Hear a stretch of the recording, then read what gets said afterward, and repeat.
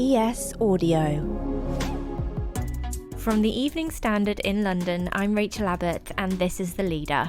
Today we're giving you some bonus content taken from our business show, How to Be a CEO. An opportunity to hear from the most powerful people behind some of the world's biggest brands. This is a cut-down version of the full episode. To hear the full thing, hit the link in the show notes. Find a new episode of How to Be a CEO every Monday morning, and why not give it a rate and follow whilst you're there? Now, let's begin. If anyone knows how to be a CEO, it's William Reeve. He's pretty much spent his entire working career as the boss. Even at school, his classmates recognised the self-confessed nerd obsessed with computers was probably onto something special. In my school yearbook, I think I was nominated the kid most likely to be a millionaire by the age of 30. So maybe even if it hadn't been occurring to me, it had occurred to somebody. Were you a millionaire at 30? I mean, there's quite a bit of inflation from when I was at school to when I was 30. But yes, I was. You certainly would have a decent bank balance if you sold your first company, in this case a consultancy called Fletcher Research, created in 1997 for somewhere around £20 million in 1999. Which, as it turns out, was about sort of 9 months before the dot-com boom crashed, which sort of, to some extent, makes me look like a genius, or me and my partner look like a genius, but actually that isn't the case at all, and we hadn't anticipated the dot-com crash. And if you follow that by setting up something like Love Film and selling it to Amazon for a reported £200 million, you're going to be doing all right. And lots of people are going to want to know how you did it. William's given his expertise to companies like Secret Escapes, Paddy Power, Zoopla and Nutmeg, and now he's CEO of Goodlord, a company trying to disrupt the property rental market. I'm David Marsden from the Evening Standard, and when I meet William over Zoom in his office, I want to know, having worked with so many companies, does he still get a buzz out of it? I love business.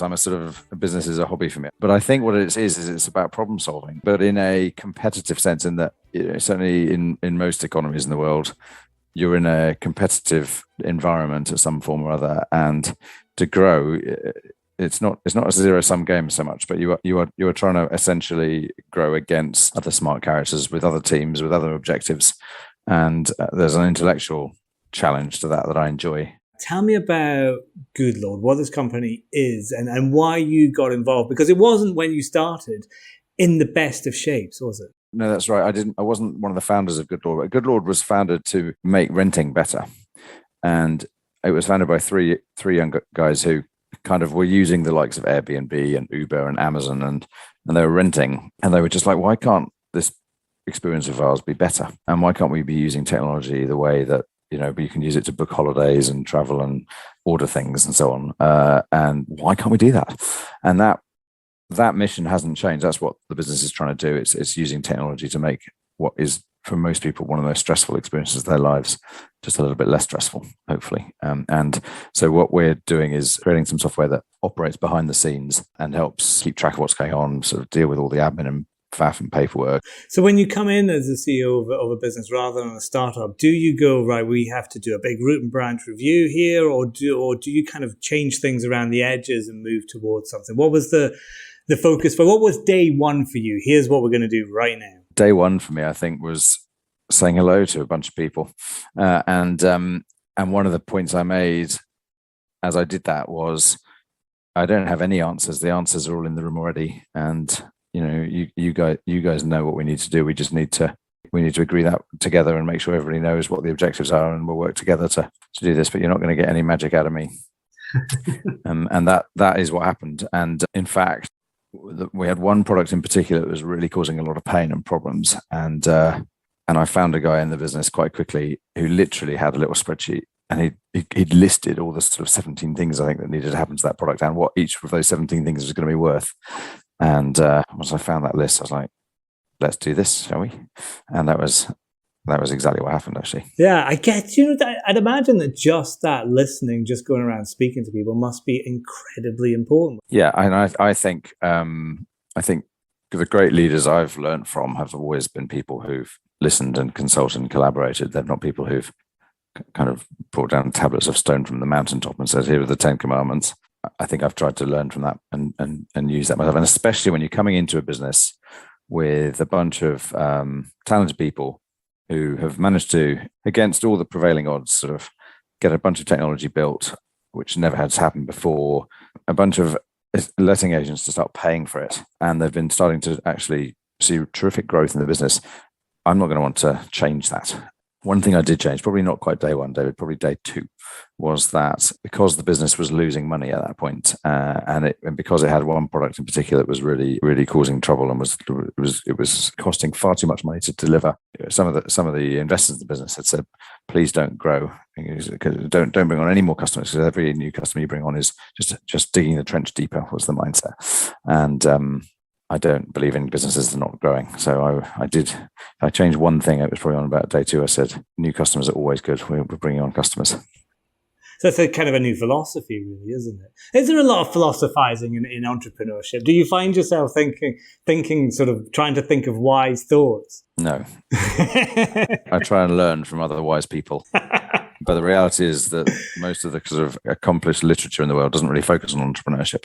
But you do have other roles. You're I think, as a non-executive director at Dunelm, for example. Why use your time? Because you can't have much spare time, I would expect. So why use your time on something like that? Well, actually, it's quite common for serving executives to be on other companies' board as non-executive. And I think the reason why that is common and a good thing, and why I wanted to do that, is because it's a learning process. And pretty much all of the businesses I've generally been involved with have been private companies, but they mostly aspire to be public companies at some point, or certainly to grow and to become better companies. And the highest standards of governance and practice in general are public companies. So from my point of view, having a chance to be on the board of a public company is a learning process that hopefully will teach me things I can take to the younger and smaller and generally less well-governed private companies and help them to improve. That has been tremendously helpful to me.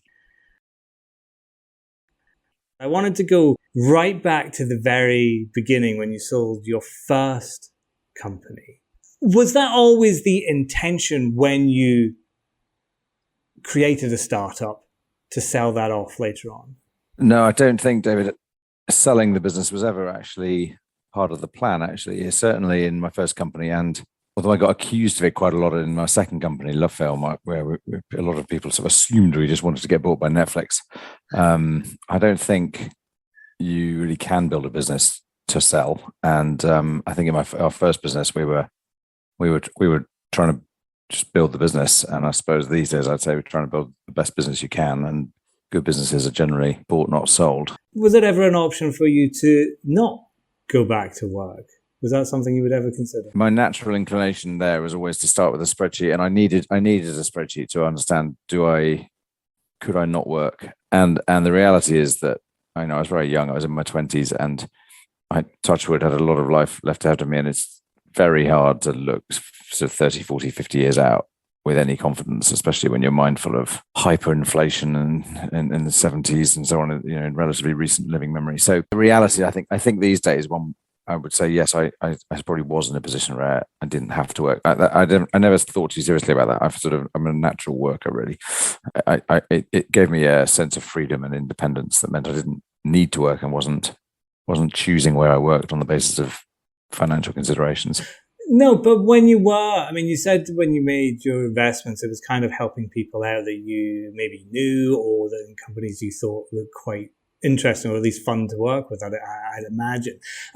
What were you looking for then? And has that changed when you're thinking about investing in a company? Much as I certainly used to view it as a sort of almost charitable endeavor, there was some level of bar that had to be passed, I suppose. And I had to consider that actually this person I wanted to support was a talented person, and that the plan they were engaging in seemed like it had made sense. And I've tended there to always want some sense of what is the plan to win.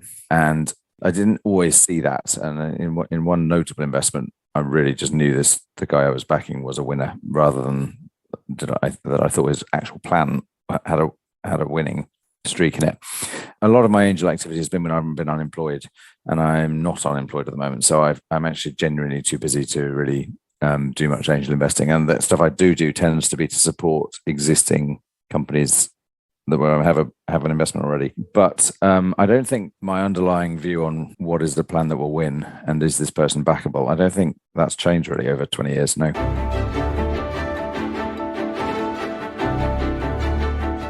That was William Reeve, CEO of Goodlord. How to Be a CEO is back next week. New episodes drop first thing every Monday morning. Why not start your week with us?